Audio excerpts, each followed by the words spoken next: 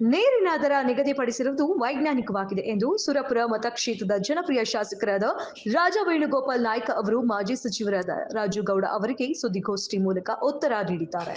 ನಗರಸಭೆಯಲ್ಲಿ ಜರುಗಿದ ಸಾಮಾನ್ಯ ಸಭೆಯಲ್ಲಿ ಎಲ್ಲ ಸದಸ್ಯರೊಂದಿಗೆ ಹಾಗೂ ಅಧಿಕಾರಿಗಳೊಂದಿಗೆ ಚರ್ಚಿಸಿ ತೀರ್ಮಾನ ಮಾಡಲಾಗಿದೆ.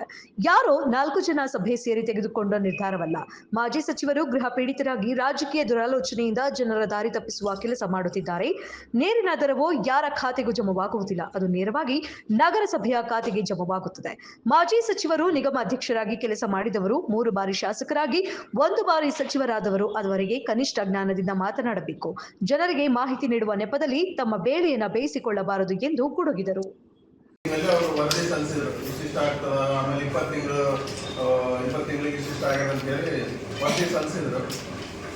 ಅದ್ರ ಪ್ರಕಾರ ನೋಡಕ್ ಹೋದ್ರೆ 20 ತಿಂಗಳು ಅಂತ ಬಂದಾಗ ನಾನು ಒಬ್ಬನೇ ಇದು ಡಿಸಿಷನ್ ತಗೊಂಡಿದ್ದಲ್ಲ. ಇದು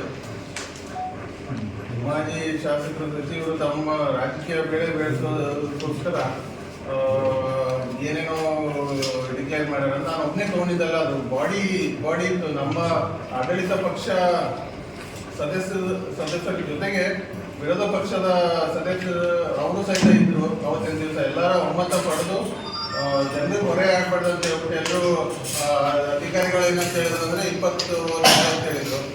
ಅದಕ್ಕೆ ನಾನೇನು ಹೇಳಿದೆ, 15 ತಿಂಗಳಾದರೆ 15 ತಿಂಗಳಾದರೆ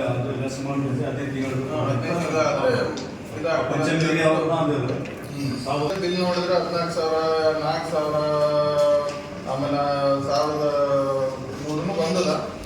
ಅದರಲ್ಲಿ ನಾವೇನು ಅಂದರೆ ಡಿಪಾರ್ಟ್ಮೆಂಟಿಂದ ಹೇಳಿದ್ದಿನ ಕನಿಷ್ಠ ಏನಂತ ಹೇಳಿದ್ರೆ 2,000 ಅಂತ ಹೇಳ್ಬಿಟ್ಟು ನಾವು ಇದು ಮಾಡಿದ್ದು.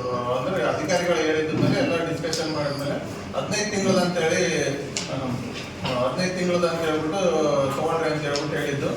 ಆಮೇಲೆ ಅವತ್ತಿನ ದಿವಸನೂ ಏನಂತಾರೆ, ಯಾರು ದುಡ್ಡು ಕಟ್ಟೋಕ್ಕಾಗ್ತದ ಅವರು ಒಂದೇ ಸರಿ ಕಟ್ಬೋದು, ಇಲ್ಲ ಅಂತ ಹೇಳಿದ್ರೆ ಹಂತವಾಗಿ ಯಾರಿಗೆ ತೊಂದರೆ ಆಗದೆ ಇದ್ದಂಗೆ ಮಾಡಿ ಅಂತ ಹೇಳ್ಬಿಟ್ಟು ಅಧಿಕಾರಿಗಳಿಗೆ ಆದೇಶ ಮಾಡಿದ್ದಾರೆ. ಆಮೇಲೆ ಇದು ಯಾರ ಖಾತೆಗೆ ಹೋಗಲ್ಲ, ನಮ್ಮ ನಗರಸಭೆ ಖಾತೆಗೆ ಬರ್ತದ. ಅದನ್ನ ಮತ್ತೆ ಮೇಂಟೆನೆನ್ಸ್ ಮಾಡೋದಕ್ಕೆ ಅನುಕೂಲ ಆಗ್ತದ ಅನ್ನೋ ಒಂದು ಮಾತನ್ನ ಅವತ್ತಿನ ದಿವಸ ಡಿಸಿಷನ್ ತಗೊಂಡಿದ್ದು.